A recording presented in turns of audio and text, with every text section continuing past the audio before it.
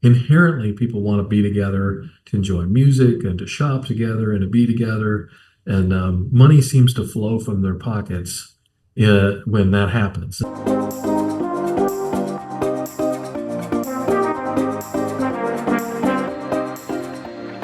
Welcome to the Small Nation Podcast, brought to you by CoverLink Insurance, where people are more important than policies. On this show, we unpack lessons from entrepreneurs, break down development strategies, and do deep dives on small town success. Our goal is to provide value to our listeners by hosting conversations that teach, inform, and inspire. Hey everyone, my name is Ethan DeLeon, and I'm here in the studio with the founder and CEO of Small Nation, Jason Duff. Today, we are excited to be virtually hosting the president and CEO of the Columbus Partnership, Kenny McDonald. Kenny, welcome. Thank you guys for having me. Good Hey, to see you Kenny. Yeah, it's great to have you on the show. I'm a huge fan of Kenny. I followed his career with a number of roles that he's had in Columbus, but particularly today, I'm excited to hear from him. There are so many great things happening in Ohio, in the Midwest, but it is something that if you go around other places in the Midwest, other cities are all talking about Columbus. They're trying to figure out the secret sauce of some of the big deals that have been landed, also some of the things that are happening from a sports perspective and entertainment perspective, which has been huge. And Ohio's starting to get this reputation that it's a great place because it is for tourism. And so I'm just excited to talk about that. But Kenny, I got to hear the story about how did you find Columbus, or how did Columbus find you? Well, it's a longer story. I'll actually start, since it's a Small Nation podcast. I am from a very small town in eastern Montana called Miles City, Montana. Miles City, okay. When I grew up, it was about 140 miles to a McDonald's. Wow. That is actually an economic development metric for a lot of communities. So, yeah. A great place, still is, and is still what I call home. And I've been here in Columbus for 14 years. In between, I went to college in Western North Dakota at Dickinson State, another small town, small college. And several pounds ago, I played basketball there. Okay. Basketball took me to Georgia Southern with a coach and a family that I knew well. I went to work for an NCAA rep in Georgia Southern. That was my first foreign assignment with South Georgia for an Eastern Montana guy. A little bit of a transition. Kind of cut my chops there, and actually had my first economic development role in Savannah, Georgia, back in the mid '90s, and have worked in several communities since: Greenville, South Carolina, Charlotte, North Carolina, Albuquerque, New Mexico, and it was a corporate site selection person for about 8 years of my life, going around the world, locating manufacturing plants in several countries and small towns all over the place. So 28 years later, here I am in Columbus, Ohio, and just loving it. Well, your background in basketball, obviously sports are important in the state, but also particularly in Columbus. So I have to ask: is there a connection to Ohio State with your passion in sports? There is now. You're not going to. Okay, Good answer. There is now. For the last 14 years, I've been an avid Buckeye, but before that. I'm really just a hoops fan. And as you guys know, coming from a small town, really the school, the high school, the Friday night football games and stuff are kind of the center of the world. Yep, and I kind of come from that. And Columbus, as big as it is now, Saturday afternoons and Saturday nights in the fall are meant to watch the Buckeyes. I love it. Well, for those that may be listening that may not be quite so familiar with the Columbus Partnership, can you maybe explain what the Columbus Partnership is and the kind of work that you do? Columbus Partnership was started really at the turn of the century at the request of Governor Voinovich to some business leaders here in Columbus to just really come to the table and be kind of a consolidator of business leadership in the Columbus market. I think that we did some interviews earlier this year with some of the founders, which was fascinating to me, and Mm. 7 or 8 leaders of the Les Wexner and Jonathan Wolf and Jack Kessler and the leaders of Nationwide and Cardinal Health, and Big it was, names. Right. Those are big names. it Yeah. was the time they, as much as you'd think they would be with each other all the time. They're even 25 years ago, they're leading busy lives, and um, Governor Voinovich asked them to just start having dinners and getting together. And here we are, 23 years later, we have 82 CEOs that come around a table regularly, and on a daily basis, we're interacting with them, trying to move our region forward. Really, with economic development being the number one priority, and the ultimate vision of making this the most prosperous place in the country, where not only are we growing, but our standard of living and the ability for everybody to access that opportunity is the best in the country. And for Columbus' sake, so the governor, George Voinovich at that time, there was some challenges in Columbus. I mean, it wasn't for a long time in the top 10 of the best Midwest cities. Can you maybe speak to why, at that time where Columbus was and some of the problems? Well, I'm first of all, I'm a huge a student of cities around the world, and I'm fascinated by their resiliency and their the spurts that they have across history and stuff. And you can study all the great cities of the world, and if you break that down and think about a place like Columbus, Cincinnati and Cleveland were such powerhouses for much of the last 100 years, and were dominant metro areas, maybe some of the most dominant metro areas in the country. Add Detroit just north of us, and Pittsburgh and stuff just another 3 hours from us. And it was a college town, and it was it was kind of like Austin, sandwiched between Houston and Dallas. That college town, state capital, and kind of developed its own culture, incubated, let's say, for a while. And then what I always say is, I think the economy met us. If you look at the what companies want, in terms of the really big stuff now, they want access to talent. They want to be near university research centers. They want to be in places that have a lot of resources, like Ohio and Columbus. And we were rising right when the economy was sort of changing and met us. And we became a big service economy with J.P. Morgan Chase and Nationwide and all these companies. And lately we've become a place that's become has a resurgence as an industrial center, with Intel and Amgen and the manufacturing centers of the digital economy, which are data centers and the cloud computing centers that we have all over Central Ohio. I admire that, and it's been fun to watch Columbus continue to evolve. I remember 20 years ago, just coming out of college, and a lot of my friends were looking for that big city experience, and that was a time when the Short North was really coming into its renaissance. And the Short North as a neighborhood, kind of between Ohio State's campus, which you mentioned that Ohio State's, it's a huge draw. It's one of the largest college campuses in the country and well-respected college campuses in the country. And then what is the downtown area?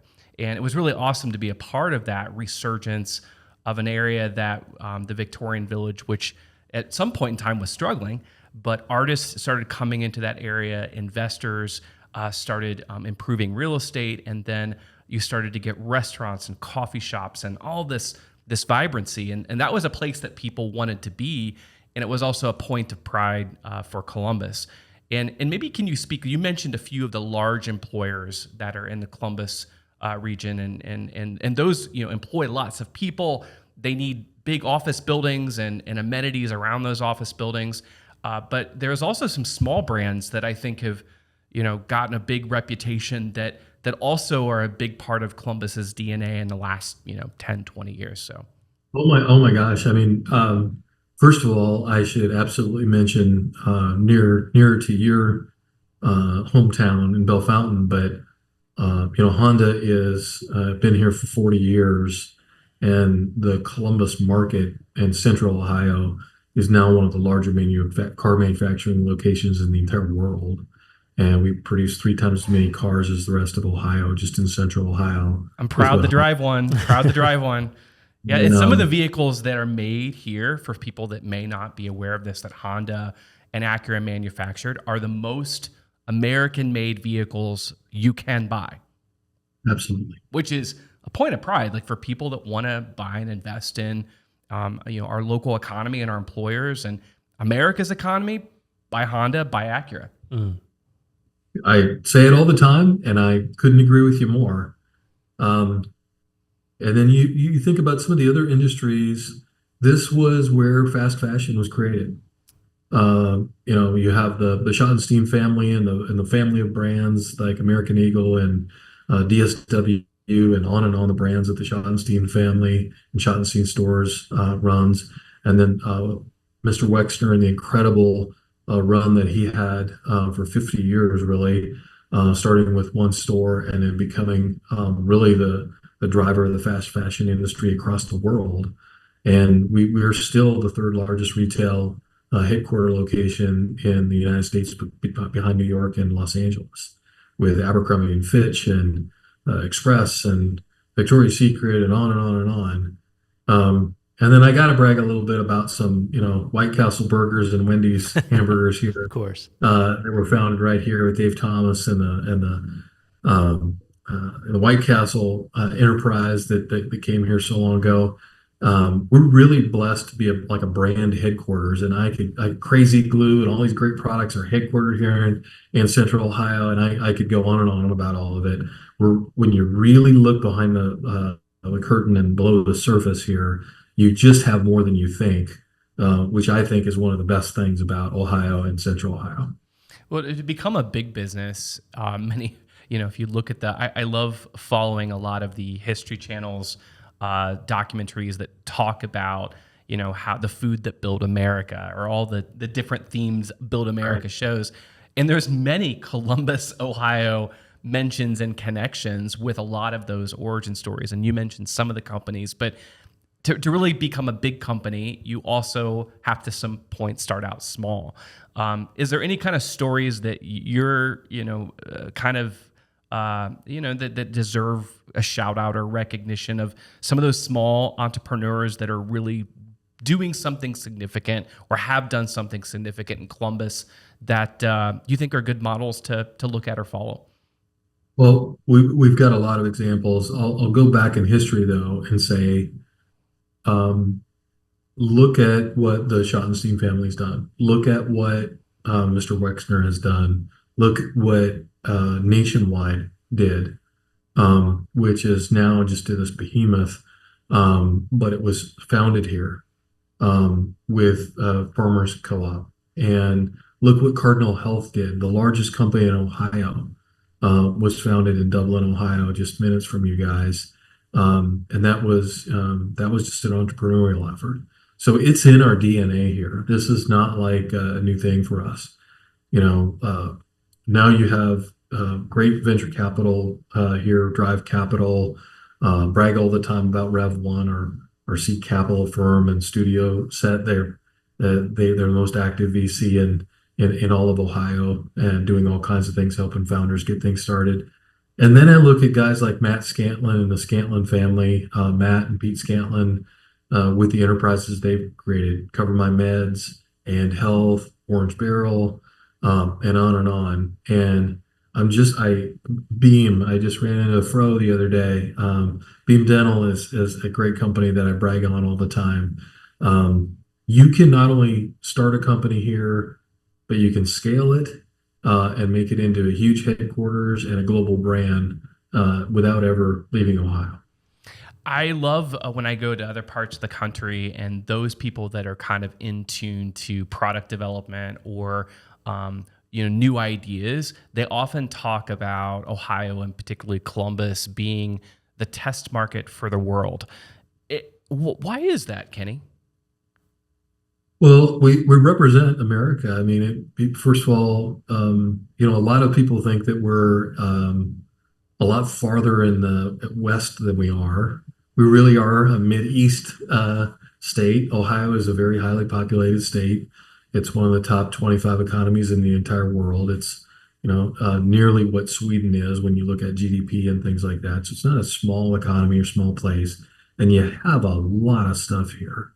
Um, and you have almost 12 million people as well. So, it's kind of this mix of small towns, true agricultural pieces of the state, and then you have Toledo, Dayton, and the three C's. And it's not centered around one metropolitan area. The diversity you have here is just amazing. I love that. And in fact, being a little selfish as a consumer, I loved jumping into Big Lots' new home furnishing store. So I was over in Delaware last week, and actually, have you been? It's your home. You're living there now. Yeah. Have you been to it yet? I have. Yeah. It's actually pretty darn impressive. Yeah. And I know kind of the headwinds of retail are certainly challenging right now, but like being able to be that test consumer in some of these really new menu items, new clothing items, new ways to shop, just that's really one big perk of also living in Ohio. But as you are looking at Columbus, and you mentioned that convening people together that can share ideas or share best practices, or also share challenges they're running into. On the podcast, we've had many guests on that have talked about that concept of masterminding.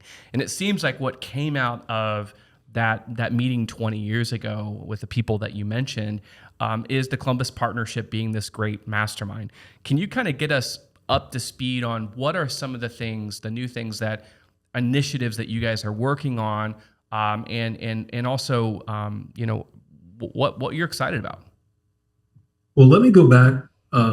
You mentioned something there. I think what's really important for people to understand is it definitely wasn't one meeting. It was a group of people that decided they were going to have a dinner, and then they kept having dinner. Love that. We've done that, dinners and time spent together and curiosity trips to different parts of the country. Every year for 23 years, we went to Boston and to Harvard Kennedy School and had some of the best leaders in the world talk to us about what makes a great city, how to address your challenges, how to get inspired about this stuff, how to learn about what's around the corner, not just for cities, but for business and things like that, and how we needed to adjust to those times. And that actually is what leads us to what we're doing today. Our curiosity right now is we're going through one of the biggest changes, I think, in 50, 60 years.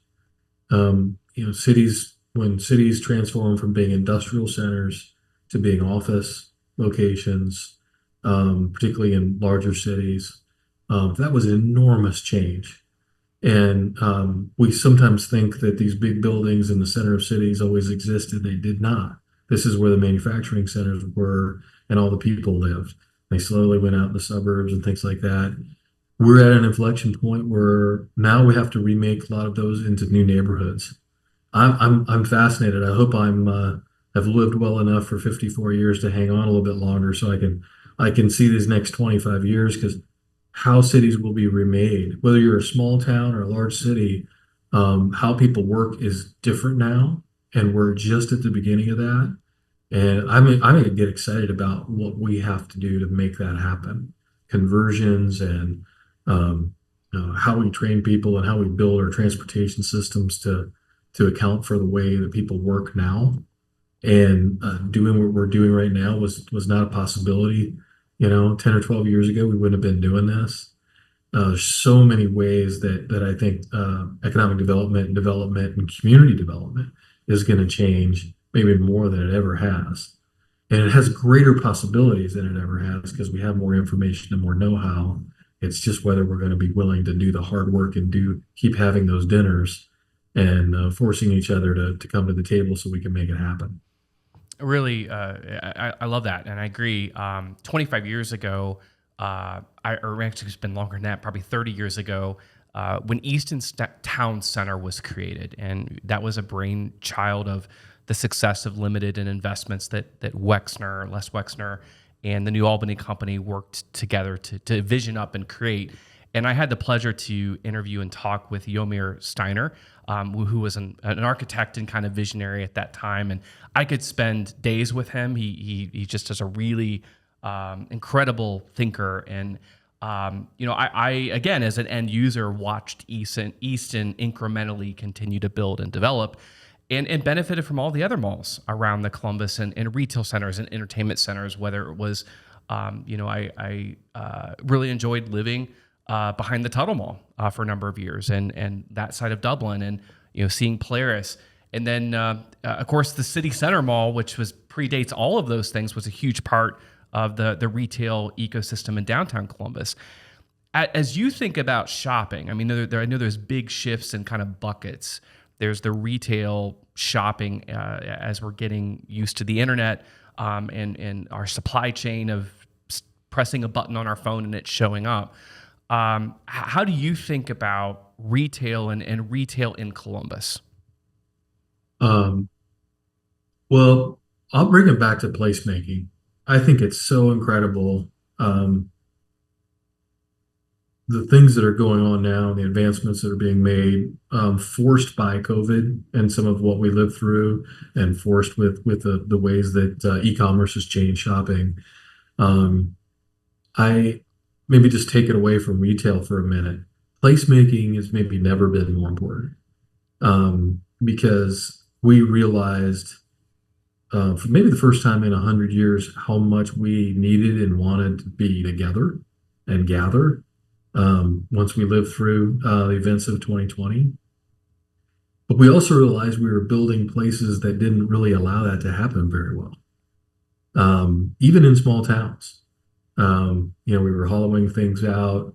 We were compartmentalizing our communities by economic classification and all kinds of different things. And inherently, people want to be together to enjoy music and to shop together and to be together. And money seems to flow from their pockets when that happens. And so, as great community developers like you guys know, when you do great placemaking, there is a business model behind it. Retail is a big part of that. I'm a big believer these days, by the way, that I think retail has to lead and not follow, right? So if we're wanting to activate an area, how you activate an area is to cause reasons for people to be there. Shopping, retail, food, our music are those things that people want to consume and need to be present and proximate to it to make happen. And I think that's got to lead. We would tend to build buildings, fill them up, and then ask what retail we needed afterward. And that was convenient and easier, but maybe not better. I think we can be more intentional. I think the placemaking will be better as we go forward. And the next 10 years will be just innovation after innovation about how that's happening. Yeah, I love that. And I think we've talked to several, even smaller retailers here in the downtown district, and the focus is certainly on curating an experience as you're shopping to the success of their retail store. And I love that you said that that's the leader of your community development now instead of the afterthought. Appreciate that. Columbus is also known. This is the other thing as I travel around the country. If you go to Las Vegas or even some of the fancy places in Florida, you'll see restaurant names that are the same places that we have in Columbus, Ohio. And so I got to give him a shout out because he has been an inspiration to me. But what Cameron Mitchell's and Cameron Mitchell's restaurants have done to inspire the restaurants and the restaurateurs that I work with and who, what I do. He is one of the most approachable, helpful, and successful restaurateurs in the country. But his values of how he treats people has not changed since the day he went into business. And so I know you have a chance to interact with them, but can we talk about Columbus as a dining destination and why restaurants are so important to the rebuilding of economic development within the city. Well, look, food brings people together. We were fortunate enough this week to host the U.S. Travel Association here. Oh, great. So really big dogs in the travel industry, people from all over the country that are, working feverishly to direct people to their state, mostly to their cities.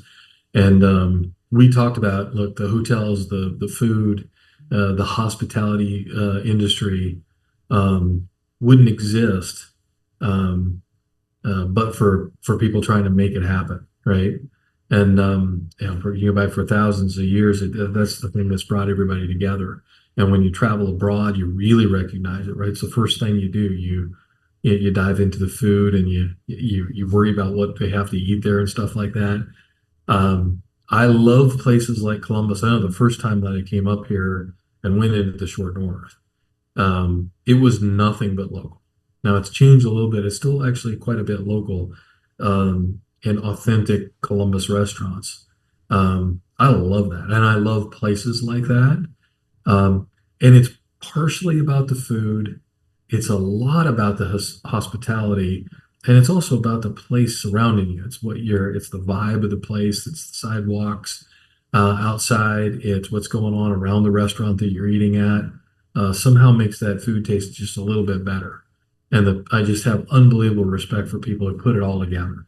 Cam is a master at that. He's a lot of great partners that help make that happen.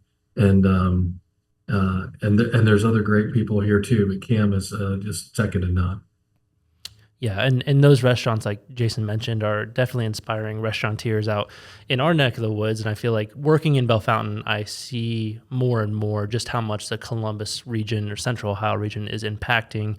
Even, for those who may not know, Bellefontaine is about an hour drive away from, downtown Columbus. So it's like, has quite an impact, on the state. So I guess I'm kind of curious on your thoughts on Central Ohio. At one point I believe that would include, coming out west on the west side of the city, Marysville. But now it's like Bellefontaine is kind of even getting lumped into Central Ohio, depending on the conversation you're in. Why you think that's happening, and you think that's a good thing or bad thing? And I don't know, get your thoughts on the expansion of Central Ohio.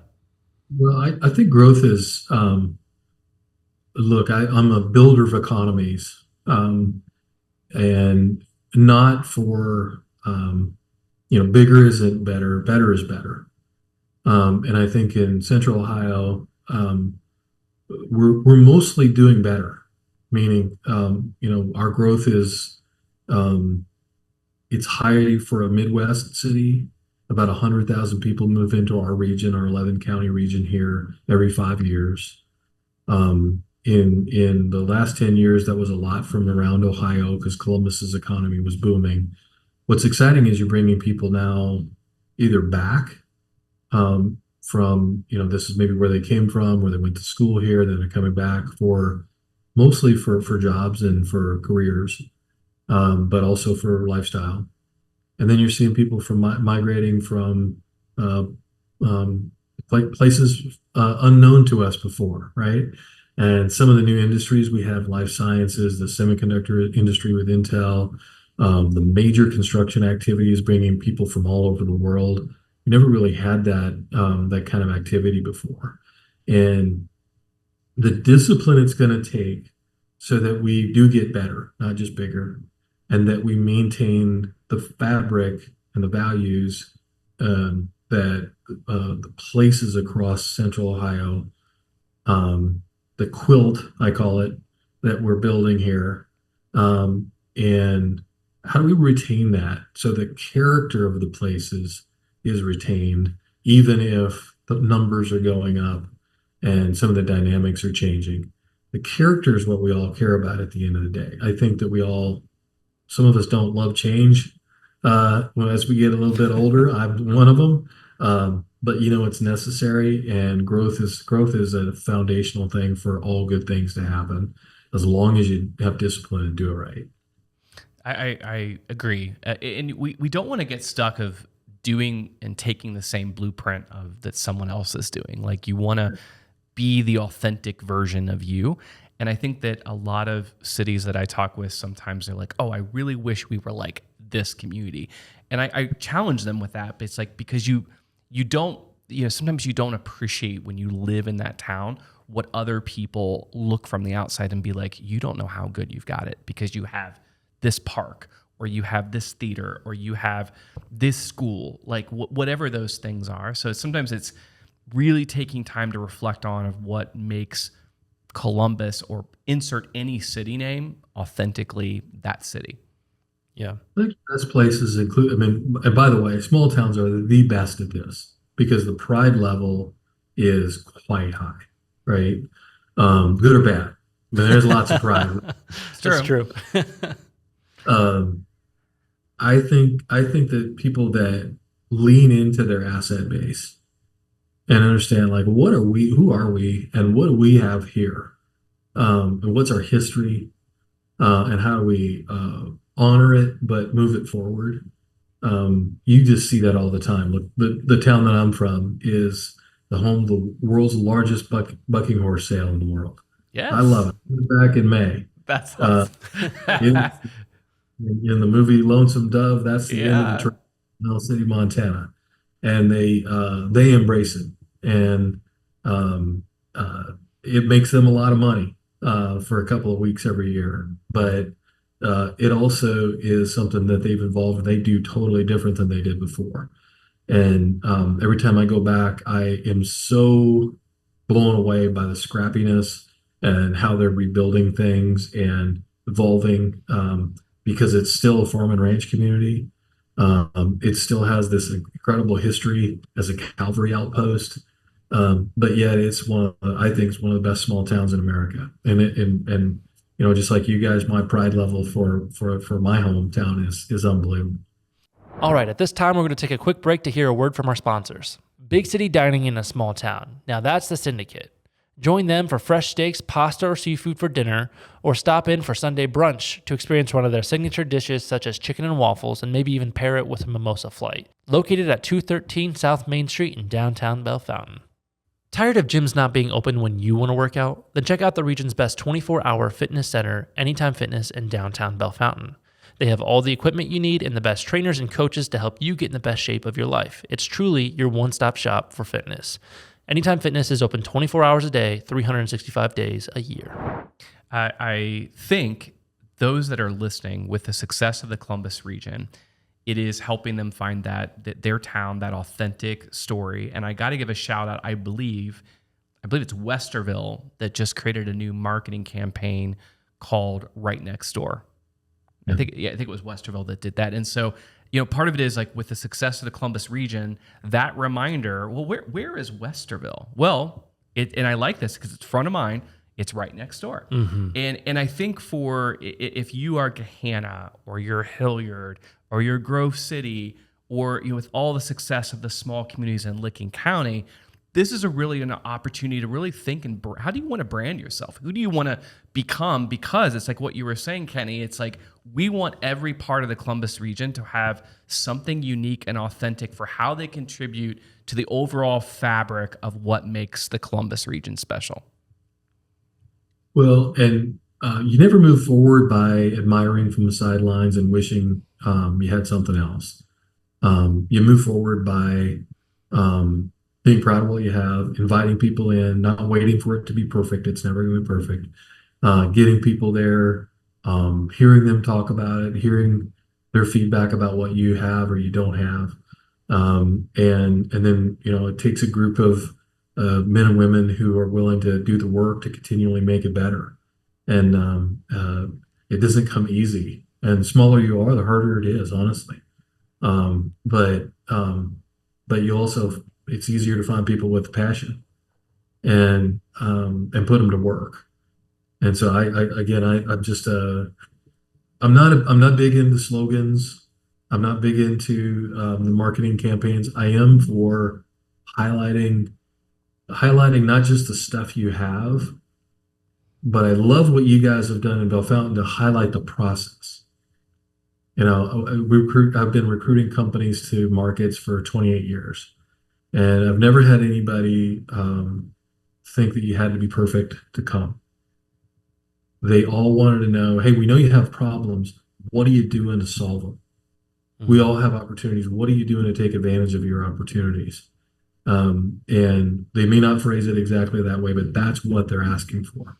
And it could be a resident making a choice to live in your location, or it could be a business deciding to be there. They want to know how you're leaning into the process, and if they're the kind of people you probably want in your community, um, then they want to know how they can help. Yeah. That's And right.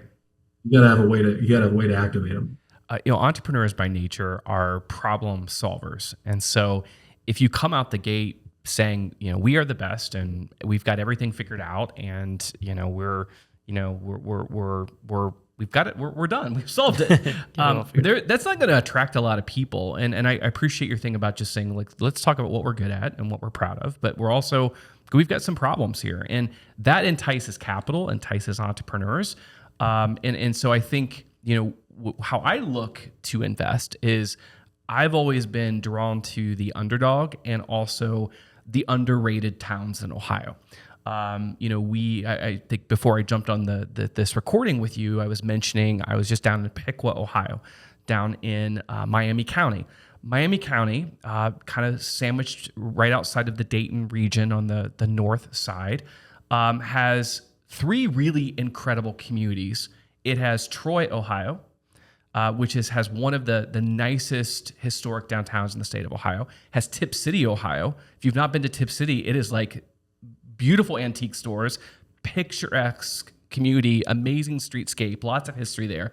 And it's got Piqua, and Piqua's got this incredible manufacturing history and story, lots of historic building stock, but it's been the underrated town. And I've just kind of been drawn to Piqua because there's all these great people, there's all this great opportunity, but I get excited to help jump in there and solve problems. And so I think that's a reminder that even with Columbus's success, and I think you opened up and shared this, that we have to rethink downtown Columbus. And I know you and others, whether it's these placemaking activities, you're asking questions, you're getting the data, but you're also looking for people to jump in to help you solve some of these problems. Okay. I have dinner tonight with a group of leaders from the Columbus Partnership, and we do these all summer long, and that's the dinner conversation. And believe me, it is not lamenting our problems. It is 100% about, yeah, what do you think we can do about this? And did you see that? I was traveling there and I saw what they did. I wonder if we could do that. I wonder if we could go steal the idea and apply what we call the Columbus way to it. How could we do that a little bit differently and meld it in our way of doing it? You mentioned something just a second ago. Look, entrepreneurs are critical to this. You have to have risk takers in community building, and not just developers. You actually have to have risk takers at every level. You have to have risk takers at the retail level. You have to have the developer has to obviously take risk, and then you have to have people who's willing to take risks to move to an area that isn't exactly what it's going to be. You have to have businesses that are maybe willing to locate or put a small office or a footprint or something in a place that isn't quite what it's going to be, but they're betting on it a little bit, and they're betting on the return of it. Maybe they even embrace that, the grit of it and stuff. And you cannot do this with only corporate involvement and city planners. The entrepreneurs are the salt and pepper and the spice that makes the recipe taste good and makes it work. I'm just a big believer that we got to have everybody at the table. Can I ask you a question about one of the things that I think Columbus has been able to hang its hat on, and it is something that there's a lot of conversation about if and how we continue to do it, but is being a destination of something that is very affordable. I know there's a lot of headwinds right now in the economic business landscape, particularly with property casualty insurance. Those rates are going up. I know here in Ohio with the new data centers and new infrastructure that's being built, the cost of energy is also going up. And then in a high growth market, you have fewer employees. And so if you're recruiting all of these companies and we don't have enough people to pull from, that is also going to drive wages. Like, How are you and the leaders at the partnership thinking about affordability so we can keep Ohio competitive and still own that we're one of the most affordable and best places to do business? Well, you used a critical word. We think the four big challenges for us over at least the next 5 years, and probably it's going to take longer than that, is number one is affordability. I mean, inflation and the cost of things, construction and housing, childcare, just general tax burden, stuff like that, is a burden for the resident, for the citizen, for the business. And it's a bigger issue here than most parts of the country. I always say, I love Ohio. You don't often come to Columbus for the beaches or the mountains. Right. You come for the economy, for the placemaking that we do, for your ability to change the world in your industry. We offer all that, and you come maybe for the lifestyle choices that you can have, rural, exurban, suburban, urban, all within 45-minute drive. So affordability is a really, really big issue for us. We're going to have to work really, really hard to be innovative on the housing side, and then maybe take some pressure off on the childcare and on the tax side. We're constantly working on that. The other three areas are infrastructure, and we are an all above infrastructure. Obviously, that's energy infrastructure. It's the basics, water and wastewater, which are the lifeblood of building housing. And we got such an abundance of water and clean water in Ohio that we don't take enough advantage of it. And then we're going to have to, lean into sitting on top of the world's second largest gas reserve at some point. I'm a big fan of us using the resources we have in our part of the world, and embracing the energy industry that we should be taking advantage of. And then the final two are just people want a safe place and a healthy place to live. And we got to work at that constantly, not just the safety side, but the health side, making it a good place. That could be, by the way, as a developer, it's as easy as sidewalks, giving people the ability to walk, not just drive and stop. Sometimes it's just paint. We have had many guests on where we just say, if you can just put a coat of paint on something, it changes the whole thought about whatever that blight or that problem is. So 100%. And the final thing, this is an evergreen problem that will never be perfect, is just the ongoing battle on workforce and education. And again, as somebody who came from a small town where the schools are really the center of the universe and the focal point of the community, whether you're retired or starting a new family and don't even have kids in school yet, that is the center of your community, and it still is in most communities. We got a lot to fix in education. We got a lot of transformation that we have to undertake. And we have some unbelievable opportunities in industries that we never had in Ohio before. And we're going to have to do workforce delivery a whole lot different too. And it is going to be less people. But we're going to have a best shot at of anybody in the country of finding this balance, which is really hard to do. And I think we're on our way. I'm excited, and for all the reasons that you mentioned, but also just getting to interact with you and other leaders in the Columbus partnership. I love when Governor or Lieutenant Governor Houston and Governor DeWine really talk about, this is Ohio's time. It is just an exciting time to be an entrepreneur now, living in this part of the country. So I thank you and thank you for the work that the partnership is doing.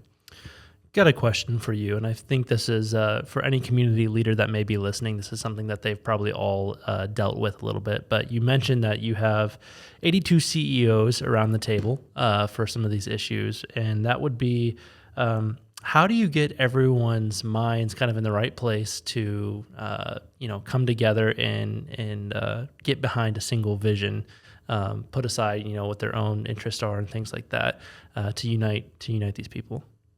But we say it all the time: bring your experience to the table, but your interests, leave those at the door. And when you enter the room and we're talking about these things, it's all about making life a little bit easier for the people who live here and advancing the communities of Central Ohio. And my experience is that's not a hard task. because it is almost a relief to put those interests down for a minute of running a major public company or global company. And everybody came from a town. Mm. Uh, People love where they live. They're usually trying to make things better. Um, and they may be trying to solve things at their companies or their enterprises or their institutions that collective actually opens the door, or perhaps maybe comes at an issue a little bit differently than they would, that maybe sparks an innovative idea Mm. for them to solve a business problem when they go back out that door. And the final thing I say is we have been truly blessed to have leaders like Mr. Wexner, Jack Kessler, John F. Wolf, so many others that continue to stay at the table, that are to this day unbelievably curious, and trying to move forward. And the last thing is they're thinking a generation ahead. They're not trying to serve their interest over the next quarter or next year like they may have to when they meet with shareholders. Mm-hmm. They are thinking about the next generation and leaving a legacy in the communities. And it's our job to take advantage of that goodwill and to put it to good work. Yeah, I love that. Thank you for sharing that. And that's Great some really stuff, good yeah. insight. Before we kind of transition here, looking forward, what do you think the Columbus region will look like in the next 5-10 years?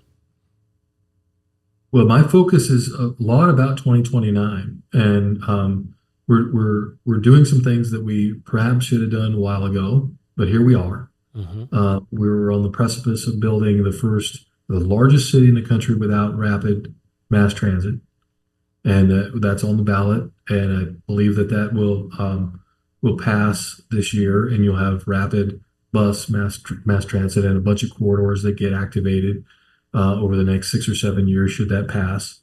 We haven't built a new airport terminal since 1958, and we're launching a $2 billion terminal at John Glenn International Airport that will serve this community for the next 50 years or more.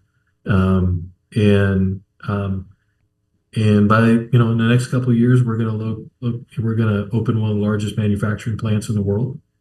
We are going to have the first fabrication facilities and semiconductor industry built in the Midwest ever, and launching us into a whole new industry with Intel and the plant that they're building. And I'm convinced the Buckeyes will win a couple of national championships along that.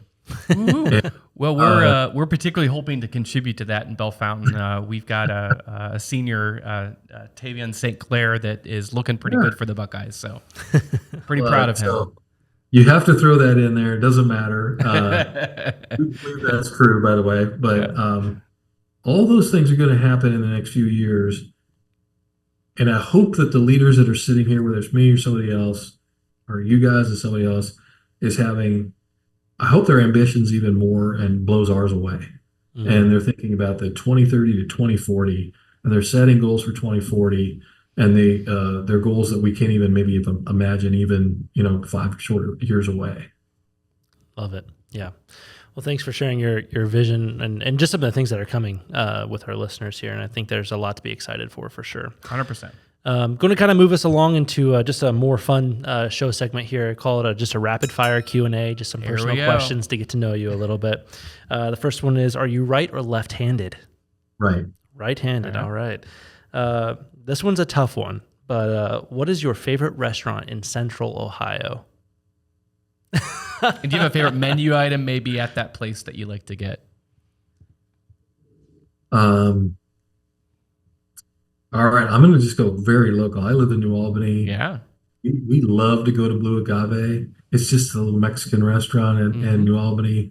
It's where we can look. I eat out a lot in my job, and I'm eating unbelievable places like with Kim Mitchell, and we're going to Hank's tonight and everything. But when I'm with Jennifer and my daughters, and I would like to just be at Blue Agave, chilling out, maybe having a margarita and some chips and hanging out. It's about the place, not necessarily the ambiance of the food or anything. So Love that. Yeah, great. I love it. Good answer. And the last one is, how do you rest and recharge as a leader? I love to read. Look, this isn't work for me. The thinking about communities, how to build them, how to move people forward is like a lifestyle choice. And I have three great kids. I do anything to spend time with them. Two of them are out of the house already. I got one that's a senior in high school here, starts next week, and I'm going to do my best to spend every minute with her the next year before we launch her out into college or whatever she's going to do. And I take every moment to spend with them and then travel. I love to go out and see cities. This summer we went to Toronto, Montreal, Quebec City, and drive my wife crazy thinking about all the stuff that they're doing in those cities and trying to bring it back to Columbus. Yeah, love that. Sure. Awesome. Well, thanks for sharing that. That's helpful. What is one professional development resource that was impactful for you along your professional journey? Look, I got involved with the International Economic Development Council really early in my career. Just some folks that I worked for sent me. I ended up in the year 2020, I got to be chairman.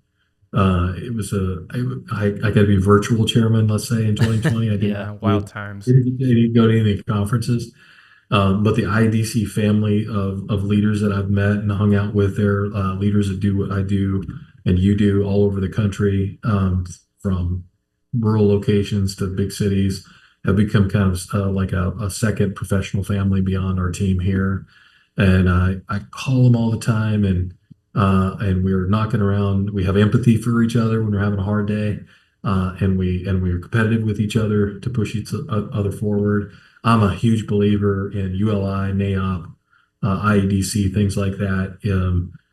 None of us have all the answers or near all the answers.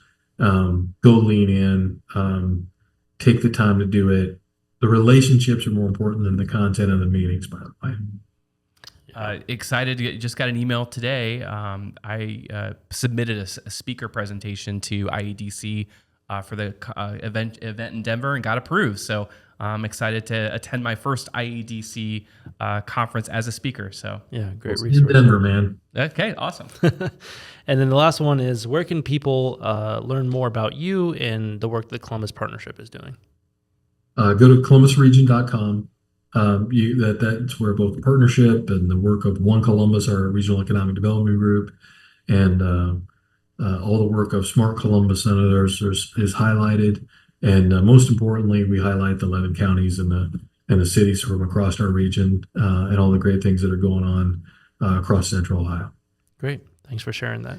Kenny, thank you for just sharing your secret sauce and what you've learned from Columbus, but also what you're doing to innovate and keep Columbus strong. I think the thing that I'm taking away, and I love, and I think it's an important reminder, is how are we thinking about our towns and communities for the next generation? 100 years from now, what do we dream about and want that community to look like and to be, and the kind of legacy that we want to leave? Because there were leaders before us that had that same level of thought, and it's a great way to frame. This is not just about our interest. I like that too. It's not about our interest. It's about what we're doing for the good of the order. Someone said that statement to me the other day, and I've been using it more often in my messaging to others. It's not just about you or your interest, it's the good of the order. And I think that's a great message for this segment, and obviously a reason why Columbus is set on a good path. Well, thank you guys for the work you do. I'm a huge fan. Great. Appreciate Thanks, that, Kenny. Thanks for tuning in on this episode of the Small Nation Podcast. We hope that conversation proved valuable to you. And if you enjoyed it, be sure to share the episode and follow the show on Spotify, Apple Podcasts, or your favorite podcasting platform. You can also subscribe to the Small Nation YouTube channel if you prefer to watch your episodes. Follow Small Nation on social media, and we'll see you in the next episode.